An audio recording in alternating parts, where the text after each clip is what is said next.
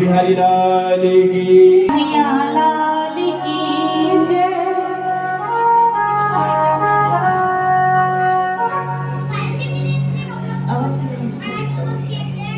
बोलो कृष्ण कन्हैया लाल की जय, सावरिया सेठ की जय। तो महाराज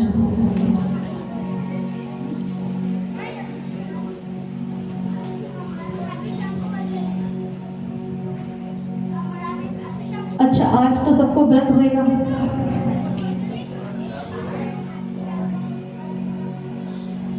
अच्छा, कोई बता सके आज को व्रत किस उपलक्ष्य में करा, किस लिए करते हैं आज का व्रत?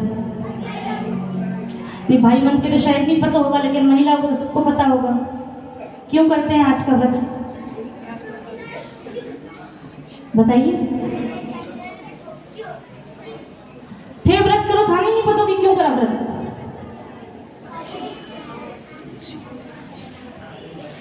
चलो कोई बात नहीं, मैं बताऊं। जब माता सती ने अपने पिताजी राजा दक्ष के यहाँ पे देखा कि वहाँ पे महादेव जी को कोई आदर सत्कार सम्मान कुछ भी नहीं मिल रहा, तो वो अपने पिताजी के यहाँ यज्ञ भवन में जाके सती हो गई। और उनके सती होने के बाद उन्हीं माता सती ने राजा हिमाचल और माता मैना के यहाँ पार्वती के रूप में जन्म लिया और महादेव जी से विवाह करने के लिए एक कठिन तपस्या करी। आज का व्रत यही व्रत है।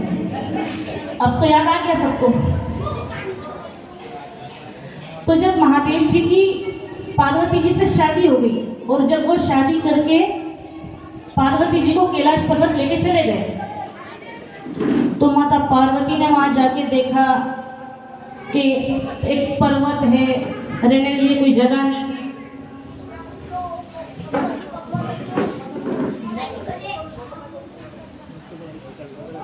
अरे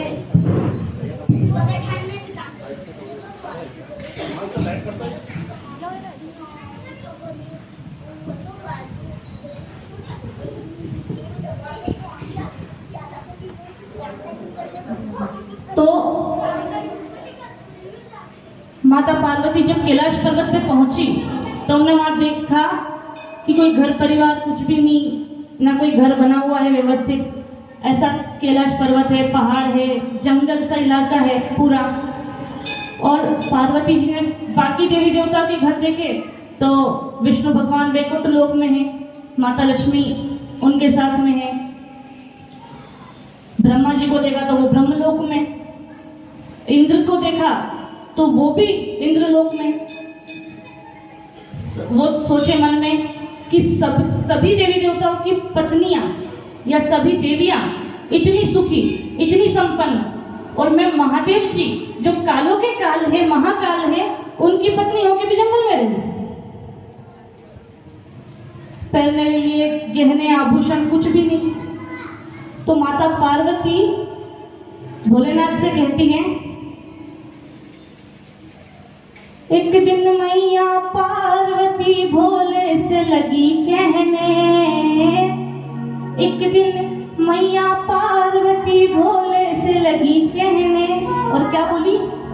मुझको भी जड़वा दो मेरे स्वामी सोने के गहने, मुझको भी जड़वा दो मेरे स्वामी सोने के गहने। एक दिन मैया पार्वती भोले से लगी कहने, एक दिन मैया पार्वती भोले से लगी कहने, मुझको भी जड़वा दो मेरे स्वामी सोने के गहने, मुझको भी जड़वा दो मेरे स्वामी सोने के गहने।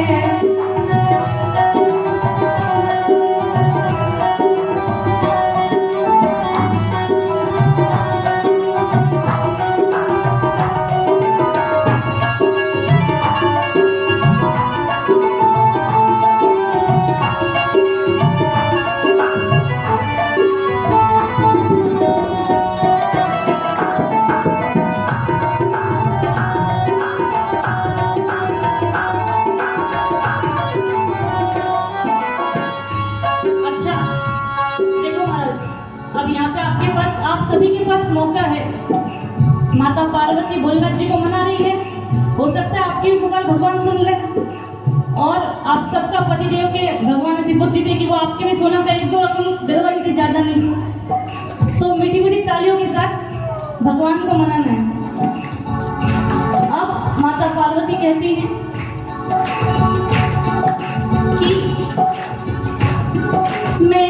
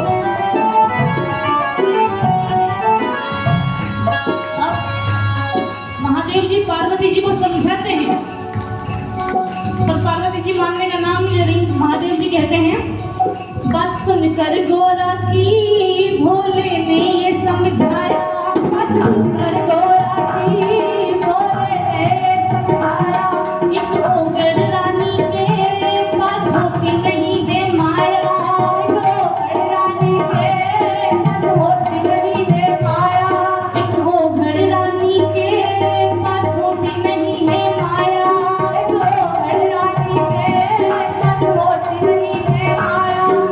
जो जैसा रहता है उसको वैसे दो रहने, जो जैसा रहता है उसको वैसे दो रहने।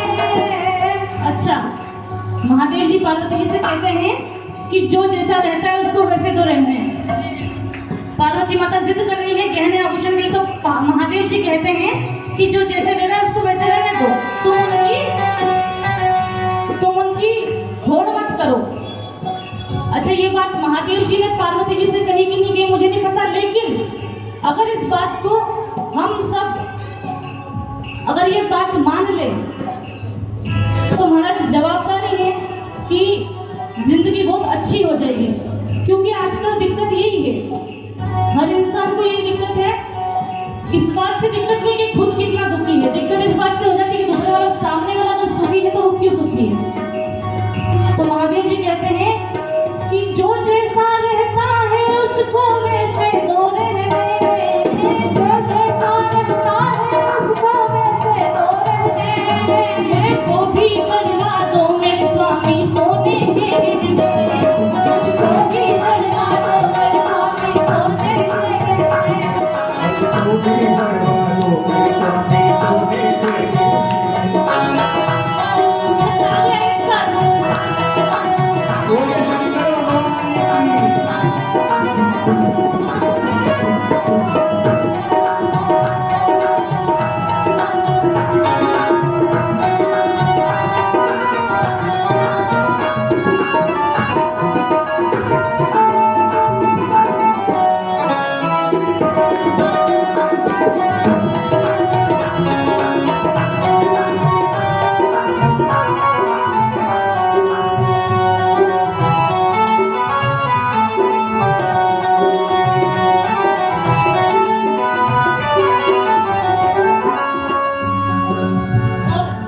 महादेव जी समझा रहे हैं लेकिन पार्वती जी मान नहीं रही।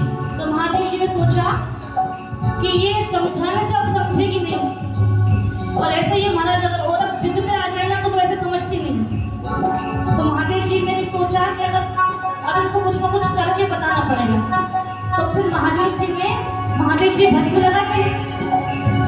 तो उस भस्म की एक चुटकी भर भस्म देकर माता पार्वती को बोला कि तीनों लोगों में जितने भी देवी देवता हैं उन सभी के पास जाओ और उनसे ये कहो कि इस भभूत ये जो चुटकी भर भस्मी है, इस भस्मी के बराबर मुझे कुछ न कुछ सोना या धन या पैसा या कुछ भी दे दो, इस चुटकी भर भभूत के बराबर, सिर्फ इतना सा, ज्यादा मत लाना, इतना सा बस।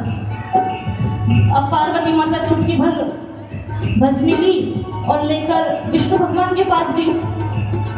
विष्णु भगवान कहते हैं कि माता जी मेरे पास तो इस भस्मी जितना कुछ है ही नहीं, पूरे तीनों लोग अगर दान में दे दो तो भी इस भस्मी की पूर्ति नहीं होगी।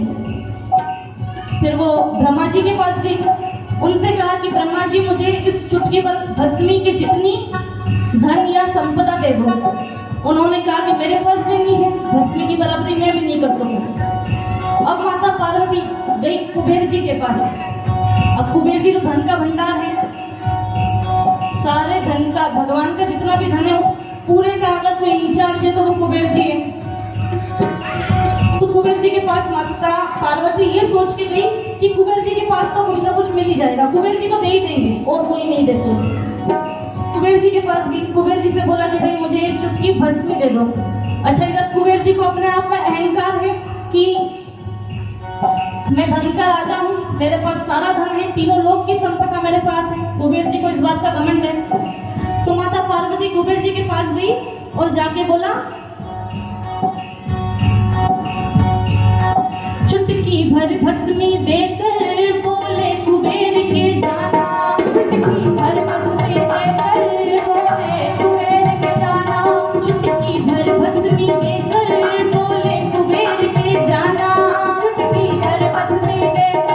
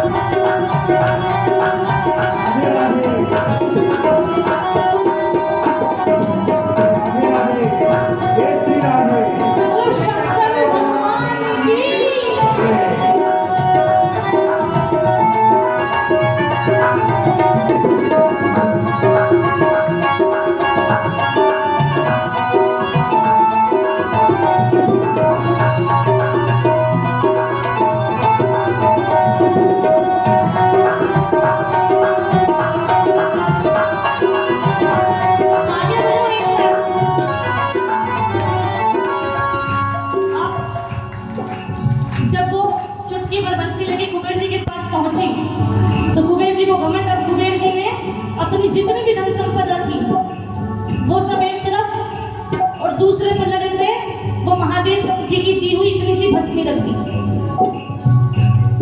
अपनी कुबेर जी ने अपनी सारी धन संपदा रख दी, फिर भी जो भस्मी का पलड़ा था वो भारी का भारी था। कुबेर जी की सारी धन संपदा भी महादेव जी की इतनी सी भस्मी के बराबर नहीं थी। एक पलड़े पे सोना तुझे पे भस्मी डाली, एक पलड़े पे सोना तुझे पे भस्मी डाली, एक पलड़े पे सोना तुझे पे भस्मी डाली, एक पलड़े पे सोना तुझे पे भस्मी डाली।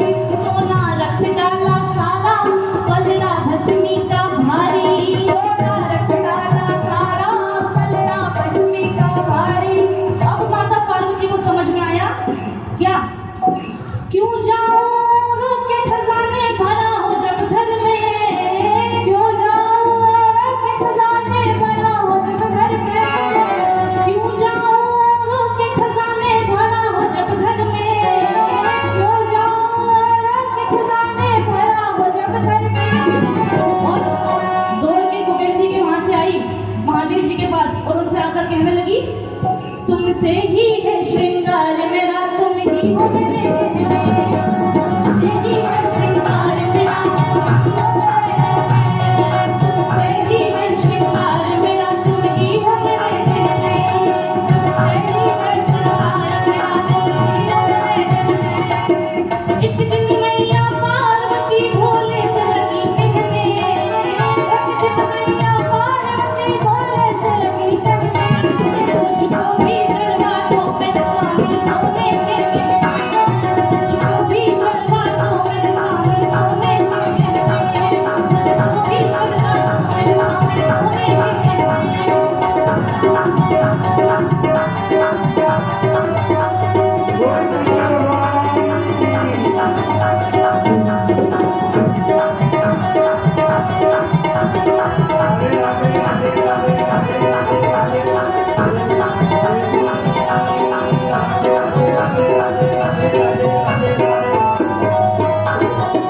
बोले शंकर भगवान की